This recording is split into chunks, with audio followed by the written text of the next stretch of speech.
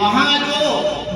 چھلکے پڑے ہوئے ہوتے تھے سبزی کے پھلوں کے ان کو دھلتا اور ان کو کھا کر میں نے پورا سال گزارا. ایک دن کی بات نہیں ہے، ایک ہفتے کی بات نہیں ہے، ایک مہینے کی بات نہیں ہے، پورا سال اس طرح پتے کھا کھا کر علم حاصل. امام احمد بن حنبل رحمہ اللہ نے خود فرماتے کہ میں وہاں چلا جایا کرتا تھا جہاں فوٹو کاٹتا ہوں، اور وہاں پر میں ان لوگوں کا سامان اٹھاتا تھا جو اونٹوں پر اپنا سامان لاتا، ان سے کچھ مزدوری میں پیسے ملتے تھے، ان سے اپنا گزر بسر چلاتا اور علم حاصل کرتا. تو بقی بن مخلد نے یحییٰ بن معین رحمۃ اللہ علیہ سے سوال کیا کہ آپ کی امام احمد رحمۃ